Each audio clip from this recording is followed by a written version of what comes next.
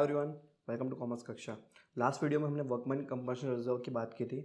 अगर आपने ये वीडियो नहीं देखा होगा तो मैं ऊपर आई बटन में लिंक कर दे रहा हूँ। सिमिलरली एक और रिजर्व होता है इन्वेस्टमेंट फ्लक्चुएशन रिजर्व। जैसे वो एक स्पेशल रिजर्व था, वैसे इन्वेस्टमेंट फ्लक्चुएशन रिजर्व भी एक स्पेशल रिजर्व होता है। सर स्पेशल रिजर्व मतलब क्या होगा? स्पेशल रिजर्व मतलब किसी पर्पज़ के लिए बनाया गया रिजर्व।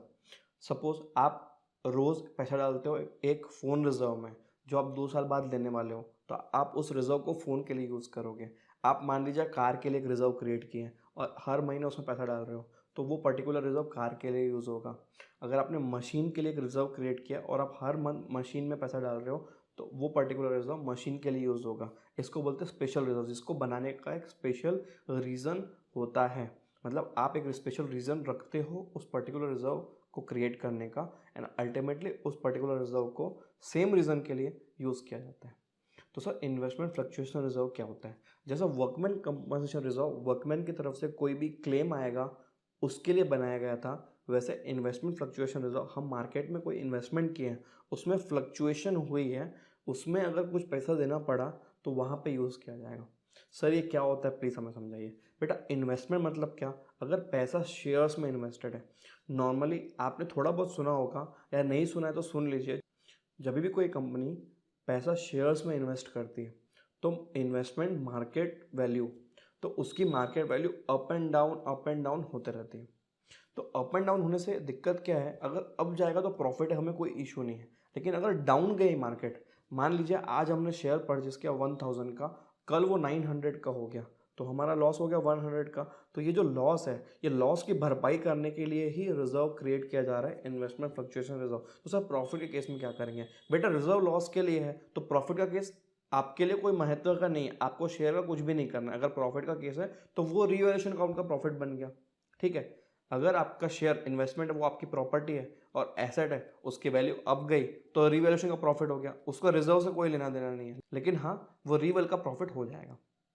अब बात करते हैं लॉस की। अगर लॉस हुआ तो वो लॉस हिट करेगा आपके रिजर्व को। सर कैसे? बेटा अगर आपका कोई लॉस हुआ नहीं तो रिजर्व अपने आप पार्टनर्स को बढ़ जाएगा। जैसे WCR का क्लेम था, अगर कोई क्लेम नहीं होता था तो हम पार्टनर्स में बांट देते थे। वैसे यहाँ पे इन्वेस्टमेंट फ्लक्चुएशन रिजर्व, शॉर्ट में IFR, इसको भी हम पार्टनर्स में बांट देंगे। लेकिन अगर मार्केट में लॉस हो गया, शेयर मार्केट में आपका 1000 का शेयर जो आपने परचेज किया था, आज उसकी वैल्यू 900 हो गई है, तब आपको यहाँ पे इन्वेस्टमेंट फ्लक्चुएशन रिजर्व यूज़ करना पड़ेगा 100 रुपीज़ को पे करने के लिए। डिपेंड करेगा लॉस कितना है और IFR कितना है। जैसे WCR उसके क्लेम डिपेंड करते थे, वैसे ही यहाँ पे थोड़ा सा अलग है। आपको कॉन्सेप्ट समझना पड़ेगा। 2 मिनट बने रहिएगा और पूरा वीडियो देखिएगा तो आपको पूरा कॉन्सेप्ट समझ में आ जाएगा, आई गारंटेड। ठीक है, आइए नोट्स पे। Investment fluctuation reserve similar to WCR but created for a different reason. अब ये डिफरेंट रीजन क्या, मैंने आपको बता दिया कि अगर शेयर मार्केट में पैसा इन्वेस्ट किया हुआ है और अगर उसमें लॉस हो गया तो वहां पे यूज करने के लिए ये रिजर्व बनाया गया है। Created to cover market loss due to investment in shares, या फिर कोई और चीज में इन्वेस्टमेंट किया होगा, वो भी कवर हो जाएंगे यहाँ पे। ठीक है, बैलेंस शीट में इस तरीके का दिखेगा। आपको देखना है इन्वेस्टमेंट फ्लक्चुएशन रिजर्व दिख रहा है 10,000। अब इसको साइड रख लो। अब एसेट साइड में देखिए 1 लाख का इन्वेस्टमेंट दिख रहा है आपको। अगर ये 1 लाख का इन्वेस्टमेंट 1,10,000 का हो जाता है तो वो रिवैल्यूएशन अकाउंट का प्रॉफिट है, यहाँ पे कोई इशू नहीं है। डायरेक्टली IFR हमारा बढ़ जाएगा पार्टनर, क्योंकि लॉस ही नहीं हुआ और रिजर्व तो लॉस के लिए क्रिएट किया गया था। क्लियर? हाँ, अगर लॉस हो जाएगा तो हम इसको यूज़ करेंगे।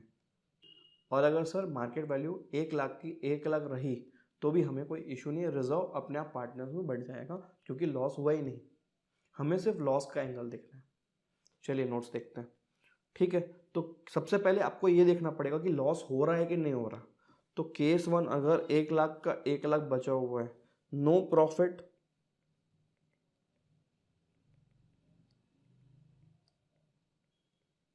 नो लॉस, मतलब आप इस केस में क्या कर सकते हो, IFR को डायरेक्टली डिस्ट्रीब्यूट कर सकते हो पार्टनर्स के बीच में। ठीक है, सिमिलरली वही एग्जांपल A and B 1:1 वाला चलाते हैं अपन।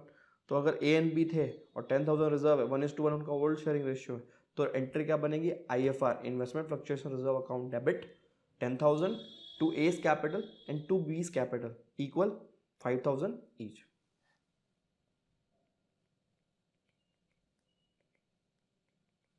To A and to B, equal बांट दीजिए इनको, 5,000 5,000। नेक्स्ट केस, मार्केट वैल्यू 1,10,000 हो गई, ठीक है। तो हमारा इन्वेस्टमेंट एक एसेट होता है, उसकी वैल्यू अप गई है, तो वो रीवैल्यूएशन का मैटर है, ठीक है। तो यहाँ पे रीवैल का प्रॉफिट हुआ 10,000। अब आईएफआर का क्या करना है? देखो, आईएफआर को यूज़ करने के लिए लॉस होना चाहिए, यहाँ पे लॉस हुआ ही नहीं बल्कि प्रॉफिट हो गया, तो आईएफआर डायरेक्टली पार्टनर्स में बढ़ जाएगा। Same entry. अब थर्ड केस की बात करते हैं। ये आपको जज करना है ना, हर एंट्री में जज करना है, हर क्वेश्चन में जज करना है। अगर आपको आईएफआर दिख रहा है तो एसेट साइड में इन्वेस्टमेंट दिखेगा, वहीं पे आपको मार्केट वैल्यू दी होगी क्वेश्चन के अंदर, इतनी मार्केट वैल्यू है। तो आपको डिसाइड करना है मार्केट वैल्यू देख के कि प्रॉफिट हुआ, लॉस हुआ, कि नो प्रॉफिट नो लॉस हुआ। नो प्रॉफिट नो लॉस है या फिर प्रॉफिट है, डायरेक्टली आप बांट दोगे पार्टनर्स के बीच में। अब अगर कंपेयर करेंगे, 95,000 दिया हुआ है, हमें मार्केट वैल्यू दी हुई है इन्वेस्टमेंट की 95,000, तो आपका लॉस हो गया यहाँ पे। तो रीवेल लॉस हुआ क्या?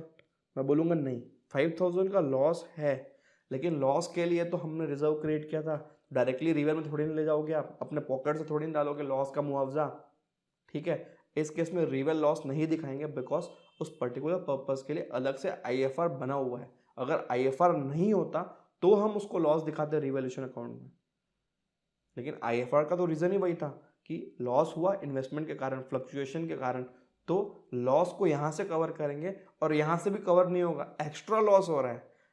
अगर एक्स्ट्रा लॉस हो रहा है तो आप रिवेल को यूज़ करोगे। 10,000 तक का लॉस हमको आईएफआर से यूज़ करना है, अगर आईएफआर है तो, ठीक है।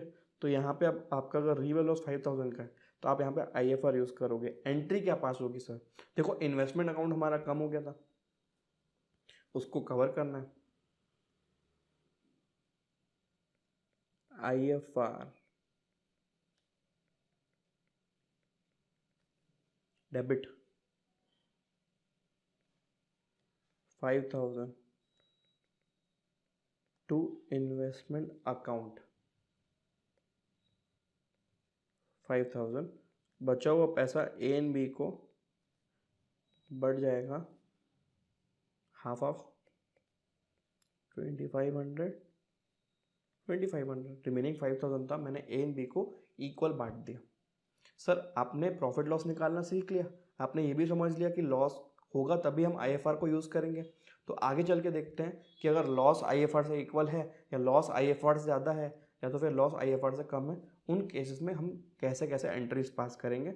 अब इस एग्जांपल को भूल जाइए, अब हम लॉस की बात करेंगे कि हमारा लॉस डिसाइड हो गया है, इन्वेस्टमेंट के कारण लॉस हो चुका हमारा, ठीक है। तो पहला वाला केस है loss is equal to IFR.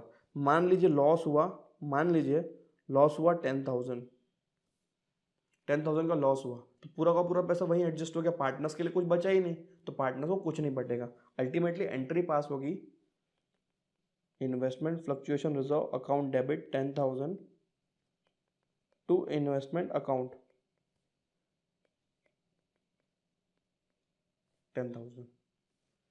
Loss is less than IFR, मतलब वही जो अभी हमने किया, लॉस मान लीजिए 5,000, तो जो एंट्री पास की सेम एंट्री पास होगी,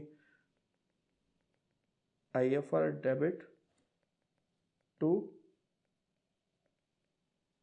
investment to A to B, यहाँ पे 10,000, इन्वेस्टमेंट में 5,000 क्योंकि उतने का लॉस हुआ है, और ए बी को 2,500 मिल जाएगा, रिमेनिंग अमाउंट का हाफ ऑफ, जो कि उनका ओल्ड शेयर रेशियो है, ओल्ड शेयरिंग रेशियो बटेगा रिमेनिंग अमाउंट। अब थर्ड वाला केस है, जैसे वर्कमैन कंपल्सन रिजर्व में भी आपने किया था कि जहाँ पे क्लेम रिजर्व से ज़्यादा था, यहाँ पे अगर सपोज लॉस हो गया हमारा 12,000 का, 12,000 का लॉस, मतलब मार्केट वैल्यू कितनी होगी इन्वेस्टमेंट की? 88,000 हो जाएगी। 1,00,000 का इन्वेस्टमेंट खरीदा था, क्वेश्चन में लिखा हुआ मार्केट वैल्यू 88,000, तो यहाँ से आप लॉस खुद कैलकुलेट कर लोगे कि 12,000 का लॉस हुआ। अब जब लॉस आ गया फिर अपन आईएफआर में देखेंगे क्या करना है, ठीक है। लॉस मेरा 12,000 का आ चुका है, loss due to decline in value of investments और शेयर्स, तो ठीक है, आईएफआर को यूज़ करना है 10,000 का, रीवेल को यूज़ करेंगे। अब अपन रीवेल को यूज़ करेंगे लॉस के लिए, losses more than IFR shall be taken into revaluation account, 2000 to investment account 12,000। I hope आपको IFR का कॉन्सेप्ट ईजिएस्ट वे में कवर हो गया होगा। इसके एग्जाम्पल की प्रैक्टिस कर लेते हैं। Example 1, A, B and C showing profit loss in the ratio 4:3:2, same ratios दिख रहे हैं, ठीक है। इन्वेस्टमेंट फ्लक्चुएशन रिजर्व मेरा 18,000 का है, इन्वेस्टमेंट दिखाया हुआ है एसेट साइड में, देखिएगा आप 2 लाख रुपए का, ठीक है। Show the accounting treatment in following cases when there is no other information, ठीक है। कोई इन्फॉर्मेशन दी नहीं है तो हम ये मानेंगे कोई प्रॉफिट कोई लॉस नहीं हुआ, IFR पे पूरा हक पार्टनर्स का है, सीधा बांट देंगे, ठीक। सेकंड केस क्या देगा, market value is equal to 2 lakh, मतलब जितने की इन्वेस्टमेंट 2 लाख उतनी मार्केट वैल्यू, यहाँ पे भी नो प्रॉफिट नो लॉस है, इस पे भी हक किसका है, पार्टनर्स का है। तो पहले दो की एंट्री अपन इस बार भी साथ में कर लेते हैं। फर्स्ट IFR को बांटना और कुछ भी नहीं करना। फर्स्ट केस 1 प्लस केस 2 दोनों की साथ में एंट्री पास कर देते हैं। कैसे होगा सर, देखिए IFR debit to A to B to C, इनका कैपिटल लिखना ज़रूरी है ना। एग्जाम में आप ABC लिख के आओगे ना तो आपका मार्क्स काट देगा वो। कैपिटल लिखना ज़रूरी है, ये बात ध्यान रखिए। और नरेशन भी आपको डालना है कि being investment fluctuation reserve distributed to partners because of change in PSR, ठीक है। शॉर्ट में आप अपने लैंग्वेज में लिख सकते हो, ठीक। IFR कितने का है, 18,000 का है, और रेशियो क्या है 4:3:2, तो 4:3:2 क्या होता है 4, 3 और 2, टोटल 9 होता है, तो 9 × 2 18, तो सीधा सीधा आप 4, 3 और 2 का इंटू 2 कर दो तो शॉर्ट फॉर्म में आपका आंसर आ जाएगा। 4 × 2 8,000, 3 × 2 6,000 एंड 4, 3, 2, 2 × 2 4,000, 18,000 बढ़ गया in the ratio 4:3:2। Case number 3 क्या दिया हुआ है, देखिए हमारा इन्वेस्टमेंट कितना है 2 लाख का है, ठीक। मार्केट वैल्यू 1,91,000, मुझे तो यहाँ लॉस दिख रहा है, कितने का लॉस है यही कैलकुलेट कर लेते हैं। Loss is equal to 2 lakh minus 1,91,000, 9,000 का लॉस दिख रहा है मुझे, 9,000 का लॉस, और हमारा रिजर्व कितने का 18,000 का है, तो रिमेनिंग कितना बचा पार्टनर्स के लिए, हाफ अमाउंट 9,000। चलिए यहाँ पे लिखिए, ऊपर में लॉस लिखिए, खुद कैलकुलेट करना है लॉस, क्वेश्चन में नॉर्मली नहीं दिया रहेगा लेकिन हो सकता है दे दे। लॉस इज इक्वल टू 9,000, ठीक है। तो एंट्री पास करेंगे, IFR अकाउंट डेबिट 18,000, पहले पैसा किसको देंगे, इन्वेस्टमेंट को लेंगे कि तेरा लॉस हो गया तो तू पहले रख, बचा हुआ पैसा किसको, पार्टनर्स को जाएगा। To again A to B and to C, और उनके कैपिटल अकाउंट वाला वर्ड मत भूलना ना, शॉर्टकट हम सबको पसंद है लेकिन नॉर्मली अलाउ होते नहीं है, ठीक है ना।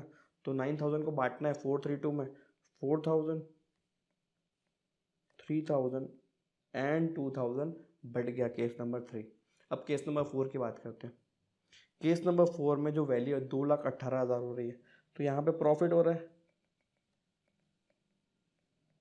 18,000 का, तो इसमें देखो रिजर्व का कोई लेना देना नहीं है, मतलब रिजर्व पूरा बढ़ जाएगा पार्टनर्स के बीच में, लेकिन ये रिवल का प्रॉफिट है।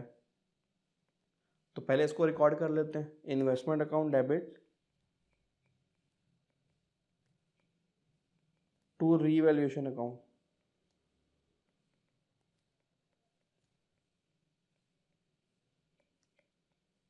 $18,000 हमने रिकॉर्ड कर लिया। मार्केट में जो ऊपर गया है हमारी एसेट की वैल्यू बढ़ी, ठीक है, तो हम इसको अभी रिकॉर्ड कर ले रहे हैं। नेक्स्ट अब रिजर्व को बांटेंगे, सेम ये वाली एंट्री जो फर्स्ट वाली एंट्री थी ना, जिसमें पूरा का पूरा रिजर्व बढ़ जा रहा था। IFR डेबिट 18,000 पूरा दे दो A, B और C को,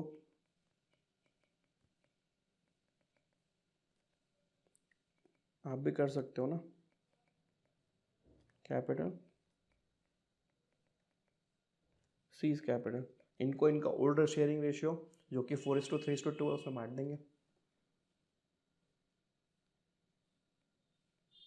8,000 6,000 एंड 4,000, हमारा ये वाला केस भी हो गया। अब नेक्स्ट केस पे आते हैं, केस नंबर 5। 1,73,000। तो लॉस कितना होगा? 2 लाख का खरीदे थे, -173,000, कितने का लॉस हुआ?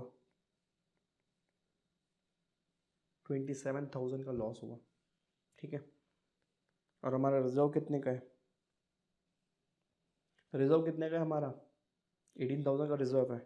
तो रिजर्व मेरा 18 का है, बट लॉस कितने का हो गया? 27,000 का हो गया। तो एक्स्ट्रा कितना लॉस हुआ? 1 2 3 4 5 6 7 9,000 का लॉस हो गया। ठीक है, तो रिजर्व को यूज़ करेंगे। रिजर्व मतलब पूरा नाम लिखना ना, IFR, जनरल रिजर्व नहीं है ये, इन्वेस्टमेंट फ्लक्चुएशन रिजर्व, डेबिट 18,000, एक लाइन छोड़ के टू इन्वेस्टमेंट। इन्वेस्टमेंट को कितना देना? 27,000 देना है। बाकी का 9,000 कहाँ से आएगा? रीवैल्यूएशन अकाउंट से, अपने पॉकेट से देना है।